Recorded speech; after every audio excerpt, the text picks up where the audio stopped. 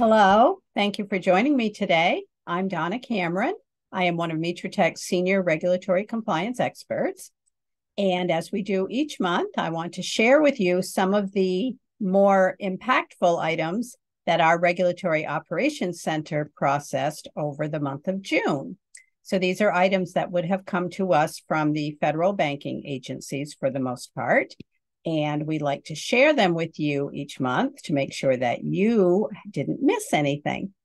So we had quite a few things this month that were issued jointly by multiple agencies, and I'm going to start with a proposal that was issued by pretty much all the agencies.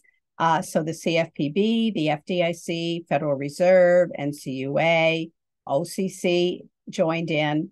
And this is proposed guidance on reconsiderations of value.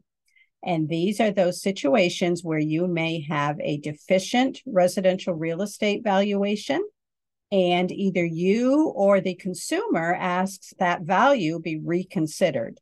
And so this proposed guidance would help you handle the risks that are associated with having a deficient valuation, and also encourage you to develop processes and controls in your risk management functions so that you are sure that you are identifying deficient valuations and also responding to requests for reconsideration of value.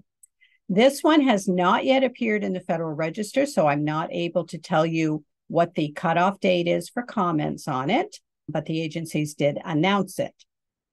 Also from the OCC, Federal Reserve, FDIC, and NCUA, we had issuance of a final policy statement dealing with prudent commercial real estate loan accommodations and workouts.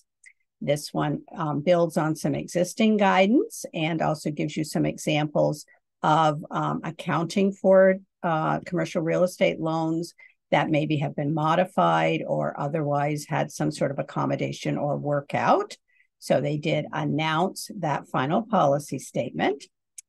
Then from the Federal Reserve, the FDIC, and the OCC, we had final guidance on managing the risks associated with third-party relationships. This was a big one. It did supersede each of the agencies' previous individual guidance and gives you some really good tips on managing the risk associated with your third-party relationships.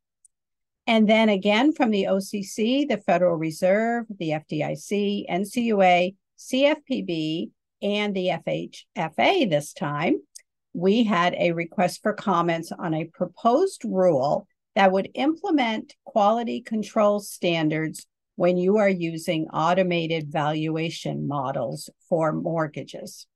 This one would actually require you to implement those standards. It would give you some ideas of things you might want to consider including in your standards. It would not require them. Each institution would be able to devise their own standards, but you would need to have some type of QC standards. And they do want comments on this one by August 21st. From the OCC, we had a request for information, not an actual proposal, but they are gathering information and comments because they are going to be developing an annual survey to help them understand the level of consumer trust in banking and bank supervision. So they would like your thoughts on that by October 10th. From the FDIC, we had some updated guidance, and this was on multiple representment NSF fees. So we all know that NSF fees are big with the agencies right now. This one is from the FDIC, and they updated guidance that they issued less than a year ago on those multiple representment fees that you might charge your consumers. And this time they wanted you to know that they do not expect you to do any kind of look-back review for restitution to consumers unless there is a likelihood of substantial consumer harm, and they do not define what would be substantial consumer harm. But in the 2022 guidance that they are now updating, they kind of sounded like they thought you needed to look back 2 years, and they have since discovered that that's not so easy to do. So they are now saying they do not expect you to do any kind of look back unless that likelihood of substantial harm exists. From the NCUA, we had an announcement that they have rescinded most of their COVID-19 guidance. And of course, this is because the government has terminated the national emergency. From the CFPB, we had a series of FAQs related to questions they've gotten on their small business lending rule, or also known as the 1071 rule. So this one is a set of 21 FAQs. There have been a lot of questions around the rule, so they have attempted to clarify and address some of the things that have caused some confusion. The FCC proposes to amend the Telephone Consumer Protection Act. These amendments would make it easier for a consumer to revoke their previous consent to receiving robocalls and robotexts. And they want comments on that one by August 14th. And lastly, we have a couple of things from the FTC. First, they are proposing to amend their pre-merger notification rules.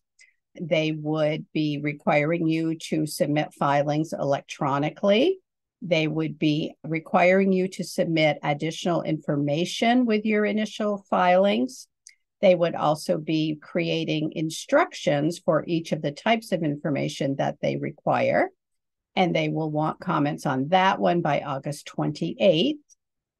And then lastly, from the FTC, they announced that they are adopting revised guides concerning the use of endorsements and testimonials in advertising.